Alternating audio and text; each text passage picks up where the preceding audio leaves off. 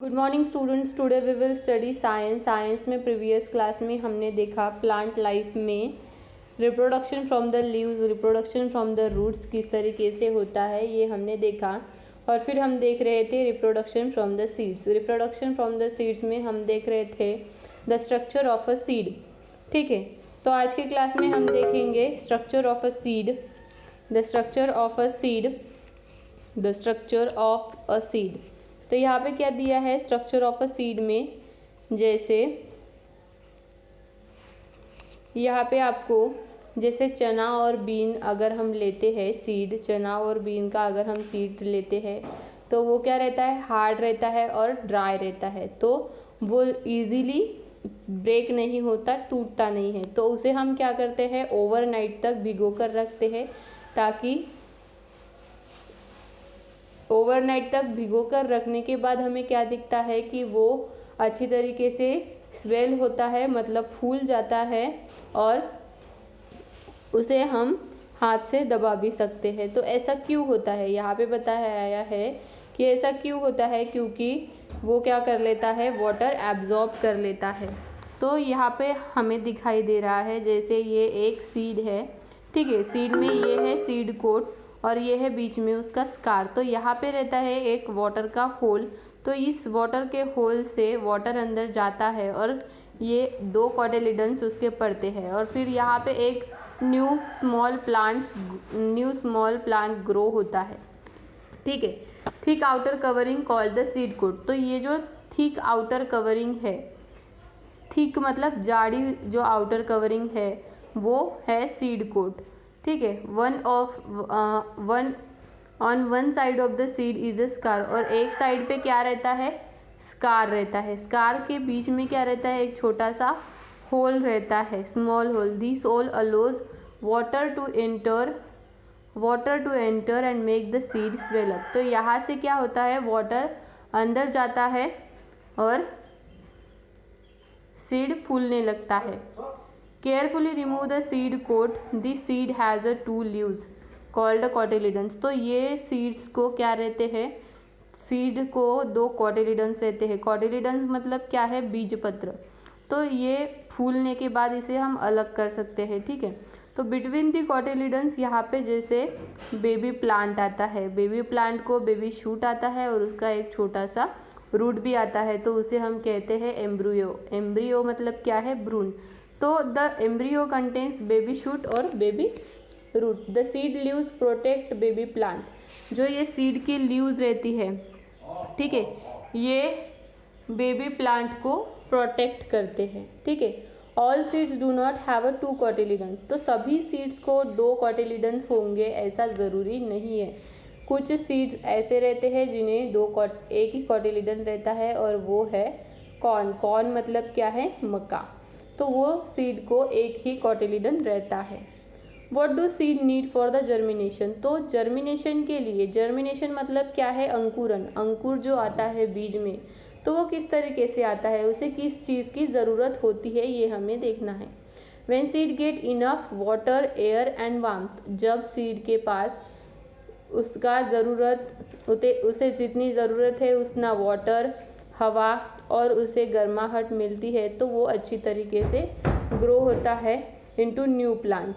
They do not grow if one of these is missing. अगर इसमें से कोई भी उन्हें नहीं मिले तो वो अच्छी तरीके से ग्रो नहीं हो पाते। Seeds use the food stored in the cotyledon to grow. तो सीड्स क्या करते हैं, कॉटिलिडन्स में फूड स्टोर करके रखते हैं, वही ग्रो होने के लिए यूज़ करते हैं। The growth of a baby plant from a seed is called germination. तो क्या कहते हैं, जो बेबी प्लांट है, जो सीड से बेबी प्लांट निकलता है, उसे ही हम प्रोसेस ऑफ जर्मिनेशन कहते हैं, जिसे हम कहते हैं बीजांकुरण। ठीक है, the baby plant is known as a seedling. और जो बेबी प्लांट रहता है, छोटा सा प्लांट रहता है, उसे हम कहते हैं सीडलिंग, मतलब जो छोटा सा अंकुर। तो यहाँ पे दिया है आपको जैसे जर्मिनेशन की स्टेप बाय स्टेप प्रोसेस दी है। ये सीड है, फिर इसके रूट निकल आते हैं, फिर रूट से एक छोटा सा बेबी प्लांट निकल आता है और ये प्लांट बन जाता है। नेक्स्ट है डिस्पर्सल ऑफ अ सीड्स। तो डिस्पर्सल मतलब क्या है, प्रसार, कि सीड्स का प्रसार किस तरीके से होता है। If plants grow too close to each other they will not get enough space, air, water, mineral and sunlight under these condition. अगर प्लांट्स एक दूसरे के बहुत ज़्यादा करीब हो, मतलब एक दूसरे के बहुत क्लोज हो, तो उन्हें अच्छी तरीके से हवा नहीं मिलती, वाटर नहीं मिलता, मिनरल्स नहीं मिलते और सनलाइट भी नहीं मिलता। तो उस कंडीशन में क्या होते हैं, वो अच्छी तरीके से ग्रो नहीं हो पाते और वो हेल्दी प्लांट नहीं बनते। Since a plant produce a large number of seeds, nature has provided means of scattering of seeds far and wide so that crowding is reduce. तो क्या होता है फिर उसके बाद, since plant produces a large number of seeds, तो इसकी वजह से क्या होते हैं कि प्लांट्स में ज़्यादातर सीड ही आते हैं। और नेचर में क्या होता है, जैसे स्कैटरिंग, स्कैटरिंग मतलब बिखरना, तो सीड्स जो है वो बिखर जाते हैं इधर उधर, वो रेल पेल में, मतलब क्राउडिंग मतलब रेल पेल में इधर उधर क्या हो जाते हैं, कम हो जाते हैं।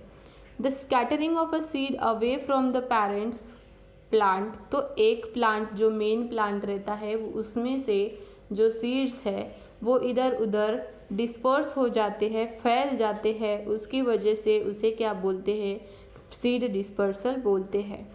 Fruits and seeds are scattered with the help of wind, water, animal and explosion of fruit. तो ये जो फ्रूट्स है या सीड्स है ये किसकी वजह से डिस्पर्स होते हैं, किसकी वजह से इधर उधर बिखर जाते हैं, तो हवा की वजह से, वाइंड, वाटर पानी की वजह से, एनिमल्स मतलब कोई प्राणी की वजह से, या फिर explosion of fruit. Explosion of fruits मध्ये मतलब फ्रूट्स का विस्फोट हो जाना। Wind, water and animals are the agents of dispersal. तो वाइंड, वाटर और जो एनिमल्स है ये बहुत बड़े एजेंट्स है डिस्पर्सल होने के। तो यहाँ पे आपको कुछ एग्जाम्पल्स दिए हैं, ये आपने देखा ही होगा, इसे कहते हैं डैंडेलियन। ये हमने देखा है लेकिन इसका नाम जैसे हमें पता नहीं रहता, तो ये है डैंडेलियन। इसका वाइंड डिस्पर्सल होता है, हवा आती है तो ये बिखर जाते हैं।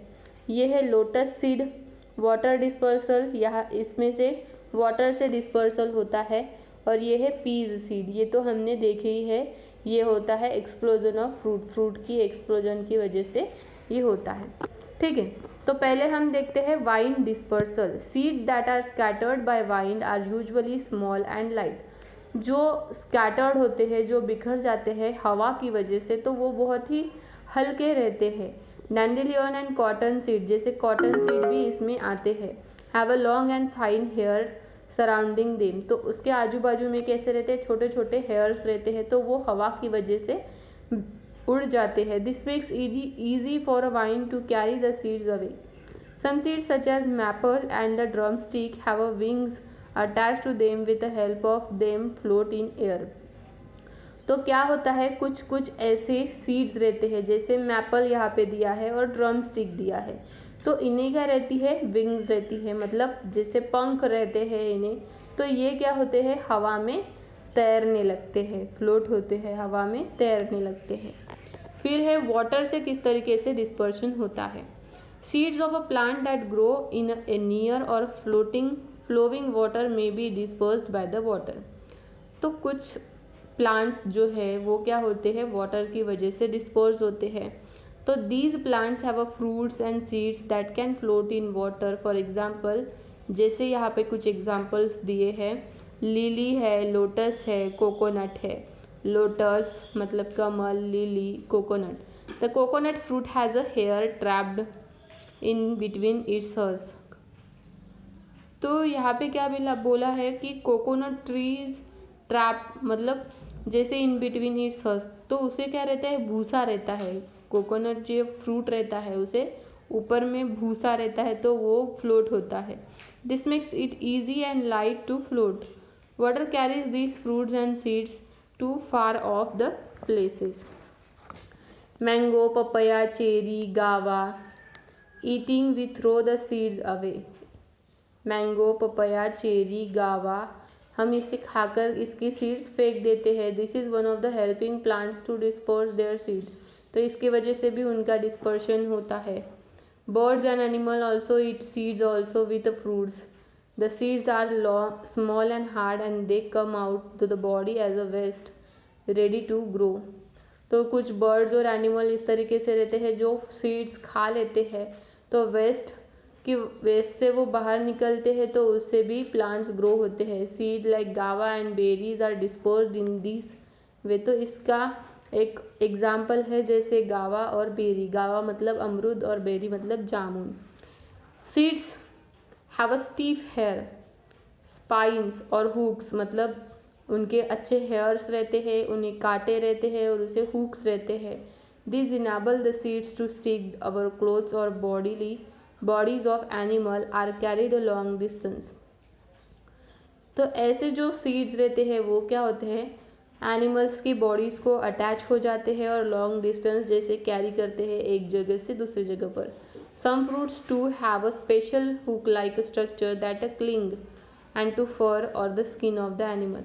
तो कुछ एनिमल्स को कुछ सीड्स इस तरीके से रहते हैं जो चिपक जाते हैं. तो ये जो सीड्स है ये एनिमल्स को चिपक जाते हैं और उसकी वजह से वो डिस्पर्स हो जाते हैं. Explosion of fruits of plant such as balsam मतलब गुल मेहंदी, P geranium and touch me not bursts open or explode when they are dry, scattering the seeds away from the mother plant. तो ये जो plants है balsam, P, geranium, touch me not bursts, तो ये क्या हो जाते हैं, स्कैटर हो जाते हैं, इधर उधर बिखर जाते हैं उसके मेन प्लांट से फ्रॉम द मदर प्लांट. ठीक है. नेक्स्ट है क्रॉप्स. तो क्रॉप्स किस तरीके से, क्रॉप्स और plants that are grow in a fields to provide a food and other useful things to us. Crop can be of many times. Crops ये अलग अलग टाइप के फील्ड्स में ग्रो होते हैं और वो अलग अलग तरीके से हमें यूजफुल होते हैं. Food crops. तो फूड क्रॉप्स कौन से हैं, जैसे राइस है, मेज़ है, वीट है, चावल है, गेहूँ है, ये हमें हेल्प करते हैं फूड क्रॉप. फाइबर क्रॉप जैसे जूट है, हेम्प है. Oil producing crop such as peanut है, मस्टर्ड है, लिनसीड है, सरसों है. जैसे मस्टर्ड मतलब सरसों, लिनसीड मतलब अलसी का बीज. तो ये सब हमें यूज़फुल क्रॉप्स रहते हैं जो हम डेली लाइफ में यूज़ करते हैं. All crops need water, sunshine, air and good soil. However different crops grow well under different condition. तो सभी क्रॉप्स को क्या ज़रूरी होता है, वाटर ज़रूरी होता है, सनरेज ज़रूरी होती है, एयर हवा ज़रूरी होती है और अच्छी तरीके की सॉइल ज़रूरी होती है. इफ़ इवन अगर क्रॉप्स डिफरेंट हो फिर भी अगर उनकी कंडीशन अच्छी हो तो वो अच्छी तरीके से ग्रो हो सकते हैं. जैसे wheat grows well in cold weather while rice grow well in hot weather. Bajra require less water and grows well in sandy soil. तो बाजरा का जो प्लांट है इससे पानी की कम ज़रूरत रहती है और वो ज़्यादा जहाँ पर सॉइल रहती है उस एरिया में अच्छी तरीके से ग्रो होती है. बट राइस को क्या लगता है, बहुत ज़्यादा पानी लगता है और उसे मिट्टी जैसे हमारी मिट्टी रहती है वो लगती है. Tea and coffee grows best in fields where water is not allowed to collect. That is why they grow well in the hilly slope of Assam. और जैसे टी लीव्स, कॉफ़ी लीव्स अगर हम देखते हैं तो ये कहाँ पर होते हैं, हिली एरिया में, पहाड़ी एरिया में होते हैं. तो ये ज़्यादातर आसाम, दार्जिलिंग, नीलगिरीज में पाए जाते हैं. In India we have a 2 crop season during the year. तो इंडिया में 2 क्रॉप सीजन रहते हैं पूरे साल भर में. पहला है समर क्रॉप्स और दूसरा है विंटर क्रॉप्स. तो समर क्रॉप्स मतलब धूप में लिए जाने वाले प्लांट्स, क्रॉप्स. तो समर में जैसे खरीफ क्रॉप हम उसे बोलते हैं, तो वहाँ पर राइस, मिलेट, मेज, जवार, बाजरा, जूट, हेम्प, पीनट, ये सब क्रॉप समर में लिए जाते हैं. Onion, pumpkin, brinjal, ladies finger, spinach, tomato, garlic and gourd, lauki, gourd मतलब लौकी, are examples of kharif vegetables. ये सब क्या है, समर में लिए जाने वाले वेजिटेबल्स है. And mango, melon, lychee, plum, apricot and peach are the example of, ये सब खरीफ के फ्रूट्स हैं. ठीक है. नेक्स्ट है विंटर क्रॉप. विंटर क्रॉप मतलब जिसे हम कहते हैं रबी क्रॉप्स, रबी प्लांट्स.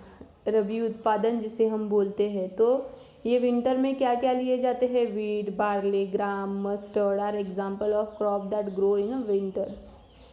और cauliflower, carrot, radish, turnip, peas, beans are examples of rabi vegetable. ये सब वेजिटेबल्स विंटर में आते हैं। बनाना, पोमग्रेनेट, बेरी, ये सब रबी फ्रूट्स हैं। टू ग्रो फूड क्रॉप, तो किस तरीके से फूड क्रॉप को ग्रो किया जाता है, मतलब बढ़ाया जाता है। To grow healthy crop and get good yields from them, farmer to have the following might. Farmer को कुछ अच्छे प्लांट्स के लिए कुछ ना कुछ प्रोसेस करनी पड़ती है, जैसे ये वीट की फील्ड दिया है, ठीक है। The following in a mind, the soil should be suited to the kind of the crop grown, they should be prepared for the ploughing. तो उन्हें अच्छी तरीके से उसकी ज़मीन की मालिश करनी पड़ती है, वहाँ पे फर्टिलाइज़र्स डालने पड़ते हैं, उसे अच्छी सीड लाने के लिए अच्छी तरीके से सीड्स डालने पड़ते हैं, उसे एरिगेटेड करना पड़ता है, मतलब पूरी तरीके से वाटर सप्लाई करना पड़ता है। Should be protected against disease, अगर उसे कोई भी डिसीजेस हो तो इंसेक्टिसाइड्स और पेस्टिसाइड शुड बी वहाँ पे यूज़ किया जाता है, जैसे वहाँ पे कुछ भी इंसेक्ट लगे, grasshopper, locust, lice that damage the crop, ठीक है। Herbivores such as buffalo should not be allowed to enter the field, जैसे बफेलोज है वो वहाँ पर नहीं आने चाहिए, उसे पूरा सराउंडेड फेंस्ड होना चाहिए, मतलब एक जैसे कंपाउंड होना चाहिए। अनवांटेड वीड्स वहाँ पर नहीं होने चाहिए, उन्हें अच्छी तरीके से न्यूट्रिएंट्स मिलने चाहिए। और हर टाइम पर खेत को या ज़मीन को हार्वेस्टेड करना चाहिए, जैसे कोई भी छोटे मोटे एनिमल्स है, जैसे रैट है, स्क्विरल है, वो वहाँ पे नहीं जाने चाहिए। ये सब चीज़ों का फार्मर्स को क्या करना पड़ता है, ध्यान रखना पड़ता है, ताकि वो अच्छी तरीके से फार्म में क्रॉप ग्रो कर सके, ठीक है स्टूडेंट्स। तो यहाँ तक हमारा ये चैप्टर ख़त्म हो जाता है। तो इस चैप्टर में हमने पढ़ लिया कि प्लांट की लाइफ किस तरीके से रहते हैं, समर में हम कौन से क्रॉप लेते हैं, विंटर में हम कौन से क्रॉप लेते हैं, रिप्रोडक्शन इन प्लांट्स किस तरीके से होता है, सीड्स में किस तरीके से रिप्रोडक्शन होता है, ये सब हमने इस चैप्टर में देखा। नेक्स्ट हम इसके देखेंगे क्वेश्चन एंड आंसर।